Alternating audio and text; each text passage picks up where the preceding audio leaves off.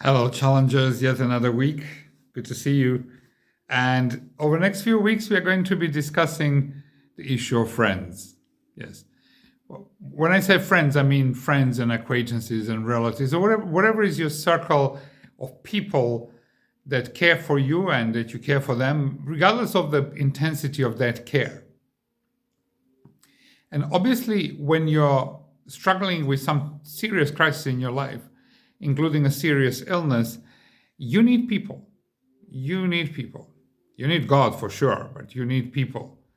And often those people can bring message from God, message of kindness and love, but they can also bring message of making you feel like a dog rather than hearing from God. Funny thing in life is that one tends to eliminate those things that we think make us feel bad, that they burn our energy. But can one really afford, and should one afford, to miss an opportunity to engage with another human being, particularly the one that I would consider in some circles and some level, people of my people. In other words, people for whom I was made and people who were made for me, regardless of the closeness that we have. And the first week, this week, we are going to be discussing about those people that could make you, with their own attitude, feel like a dog. And when I said dog, I love dogs. And dog, but sometimes people mistreat dogs. So you might end up feeling like a mistreated dog. And you would say, well, I don't want to see those people. I think you're wrong. I think you're wrong. And the reason I chose dog as an animal, even though that's my favorite animal, is that they're either depressed, or they're seeing you out of obligation, or they're seeing you out of guilt. And of course, these are all, in a way, negative feelings that could bring your own energy down and your own feelings. But is that so? Is that so? Can one afford to refuse to accept a fruit that's offered just because we haven't found a way to peel it properly or to consume it properly, so we don't really extract that juice out of it that we should be extracting? I'm going to start with those who are depressed. When people who care very often find it difficult to cope with bad news, including my own bad news. And I find that a lot. And I understand. Nobody likes bad news. The thing is, at times, one can overcome this bad news by simply moving the conversation and focusing on something else. But very often, people already have previous hurts, something that happened to them or something that happened to their loved one, that heavily impact how they feel about me.